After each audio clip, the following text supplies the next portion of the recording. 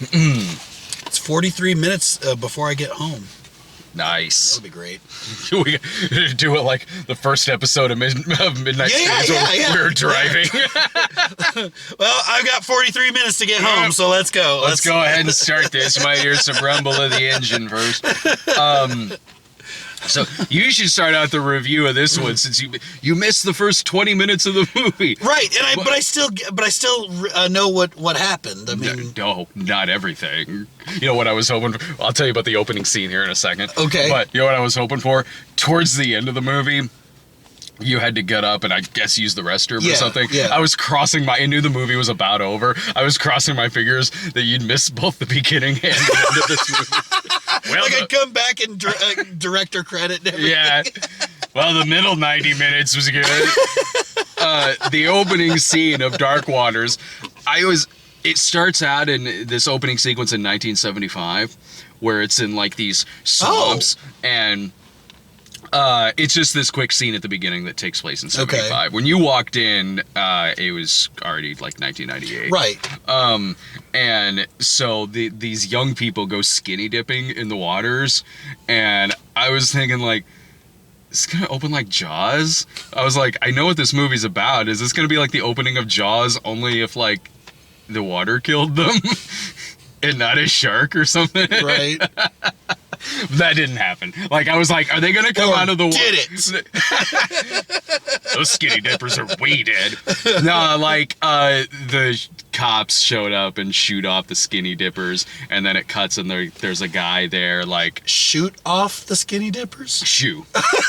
Yeah, he just shoots them. No, and then it pans over. Naked lives matter.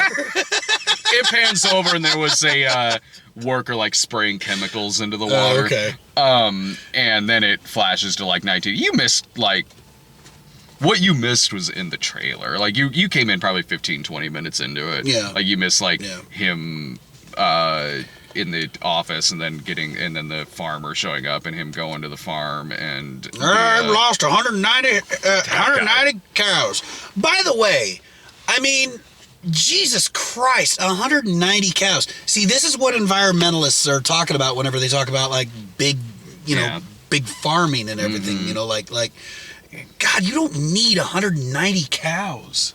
You just don't. You do when I get the slider pack from White Castle, the Craver case. All right. You need.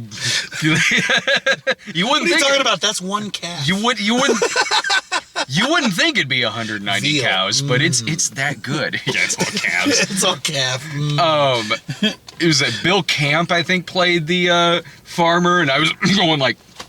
It makes sense. Camp is in his name because he was going wildly over the top. Yes. Yeah. Like he was like it was like Billy Bob Thornton from Sling Blade showed up and wanted him to sue the water company. Sue DuPont, lock him up, let him rot in He jail. was going for it, man. He was. At least you showed up there where it went to Mad Cow Vision for like a second. You remember that? I was like, oh, I'm glad you showed up during this part where like the crazy cow comes out and it goes out and then it switches like briefly to that POV shot. Yeah. There was a couple weird editing things in this. Like later on when Pennywise's red balloon was floating through the street. Right. It's like, that's a twist I didn't know. That's what's poisoning our water. It's not DuPont, now. it's Pennywise. It's Pennywise the clown. Should have known he was their mascot. So I don't know, man. Take what you said about Queen and Slim and just reverse it. I feel like the ambition here was to tell a story about DuPont, who was poisoning West Virginia, and pretty much responsible for the way West Virginians are. My wife will like that. Oh, is she from West Virginia? No, she's from Virginia, so she makes West Virginia jokes all the time.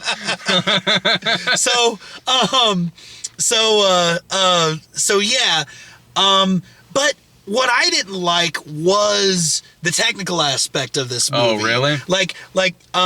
Okay. When later on in the movie, whenever Mark Ruffalo shows up at the office and it's that like pan down, but it's all sideways. Sure. I'm like, why? Why do you do that? Is his office that freaky stairway painting where the stairs go in like all different directions? Yeah. Is that where his office is? Why do cinematographers do that? Why do you like reach so far to be extra artsy with your cinematography, and meanwhile I'm getting vertigo while they pan left, right, up thing, that left upward I was thinking that in the Mad Cow POV shot. The hallway thing I didn't really so much have a problem with. Really? Not really. Because I felt like at least a Mad Cow POV was a little contextual. Oh, well, yeah, that, sure. Yeah. But, I mean, like, it's not like I would have been confused in that sequence if it didn't go to the, like, video game shot, POV shot from the cow. Sure. But I don't know. I just like I said, whenever cinematographers do that, whenever they be extra artsy just to be artsy, that annoys the crap out of me. It's like, what's wrong with just a normal tilt, and then you just like you find a way to tilt and pan without making me think I'm, it was symbolic because justice is sideways. Is that a saying? I'm not sure. You know what, though? Justice is sideways. If the cinematographer were here, I bet he'd say something like that. Like, I wanted to do something, man. So did you not like this movie? I don't know, man. See, it's because you missed the first 20 minutes. Otherwise, you would have loved it. Right, skinny dippers.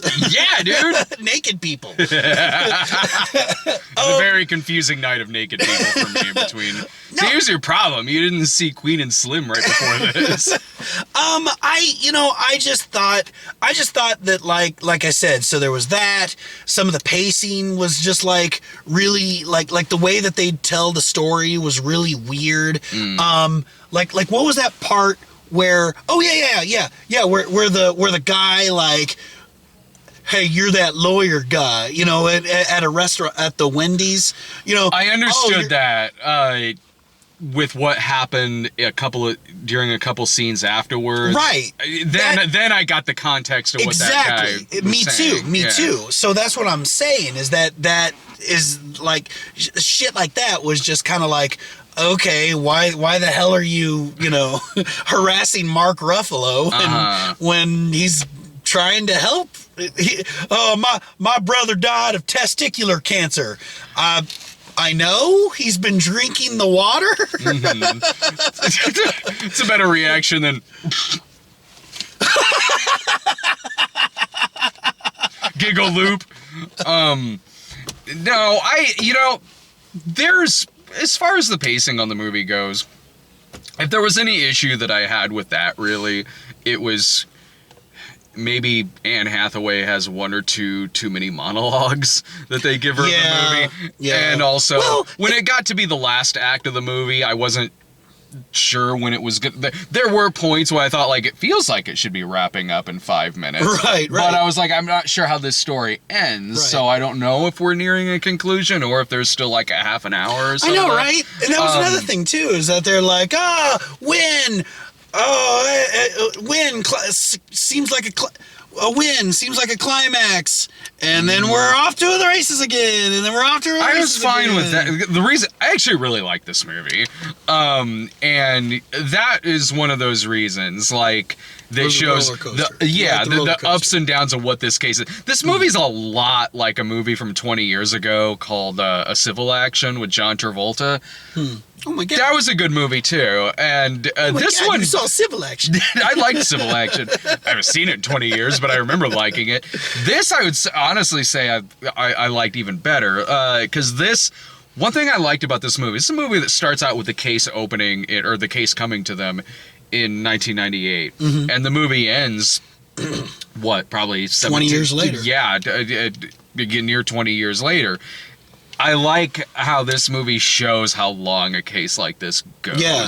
That it isn't just some procedural. Right. That it's not just kind of this tight story that is seemingly taking place in a year. And like I said, it now it kind of opened my eyes. I'm like, oh shit, you know? Yeah. Like whenever they ripped out their carpet, and I'm realizing, holy shit, just about every home now has hardwood flooring, and it's probably because of that reason. That's another thing I like about this movie too, is I thought the movie did a good job of laying out what this case is. Yeah. Like explaining about this chemical, about Yeah. Teflon. Yeah. When Mark Ruffalo is talking to Anne Hathaway, and he's really kind of laying it out for her.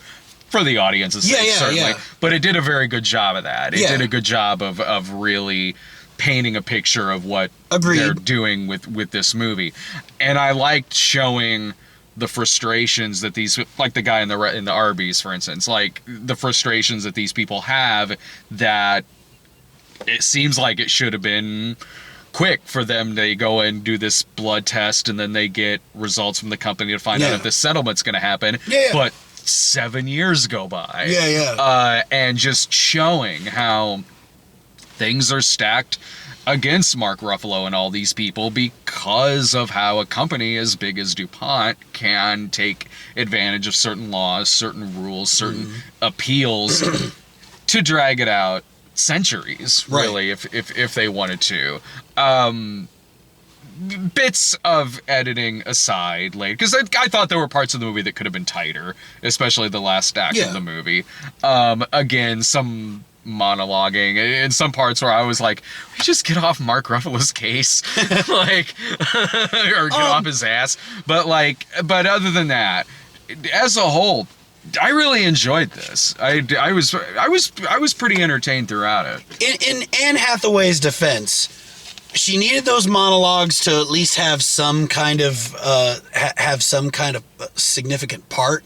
Otherwise, all she would do is just be like, "Oh, honey," hug and kiss, and Yeah. "Oh, honey, oh." But when it was just monologuing, I'm like, it got to a point where she would start another one, and I would kind of be like, Here we go. it feels like the movie should be wrapping up, but it's going to be a few more minutes here with this speech. There were other things, like the movie is spanning over a bunch of years. Yeah. Some characters look like they're different from the beginning of the movie, like Anne Hathaway's hair and things like that. Then there's other characters like Mark Ruffalo and especially Tim Robbins, who look really kind of the same at the end of this movie that they did at the beginning of the film. Sort of. I guess Ruffalo might have been a little grayer, tinier. Yeah, but yes, they didn't really do a very good job of aging them 20 years. Tim Robbins looked like they got him on like a weekend to shoot his scenes and like just kind of kept the same wig on him. But he's great in the movie. Mark Ruffalo's damn good in the movie. I also enjoyed how bleak the movie looks. It's always overcast in this film. Yeah. Or rainy, Yeah. to where it's like, damn, it's just, Dreary. yeah, where it's just like, is this movie post-apocalyptic? Hell, like, even- is the entire sky poisoned? Even the color grading in the hospital. Yeah, it was just very like mustard yellow and everything. Dude, there was some disturbing stuff in it. Like, I mean, I thought there were some suspenseful sequences in it where it looks like people are breaking into houses. Yeah. The sequence with him in the car, putting his key in the ignition. And then other parts where he's driving through that town and just dogs are fucked up, cows are messed up, Yeah. kids' teeth is black and Yeah. everything. Like, it was apocalyptic looking Yeah. in parts of it. Gay frogs. Yeah, three-eyed fish. We now know what's making the freaking frogs gay. DuPont. Well, this movie ended like Magnolia, and it just rains frogs the whole time. I don't remember that Gay happening. frogs. You sure this is a true story? It's raining gay frogs. But no, I enjoyed this movie. I did. I didn't have, with what you're saying about all that, I didn't have that problem. Granted, I went from one movie ending to another, and that other movie was Queen and Slim, and I thought this movie was way better written. Oh, I see. Than Queen and Slim was. I see. So I guess you have a little more sympathy for it because of Queen I and do Slim. think I would have enjoyed this movie regardless. Oh, okay. Of seeing that movie Okay. first, but I don't know. I'm not saying I hated it, but I'm definitely saying meh. so you wouldn't recommend like seeing it in the theater? Meh. Glowing. If you want to go, okay, whatever. Meh. That's the best recommendation. Like, it's a free country. Do what you want. Lock him up. It's none of my business. Lock him up. Let him rot in prison. I would recommend seeing this in the theater. I really liked this. But I mean, Trump 2020. But also it's serviceable too if you just want to stay home and rent it. But I would recommend seeing it I'd recommend seeing it in a theater. I mean, we do have like the unlimited pass. It's not like it costs right. There we go. Regal, free stuff. Give us. Give us. So we can do more Patreon content. Right? Yes. Yeah. Speaking of which, subscribe to us over at Patreon, patreon.com/thecinemasnob. We've been doing contests on there now. You can see videos like this early, other videos you can see early. You can do like episode polls and things like that. So, and watch the beginning of the Queen and Slim review, because we read the winner of the Frozen 2 bucket with their puntastic Gene Shalit style review of Frozen 2. Any other final thoughts about this one? I can't think of anything else, really.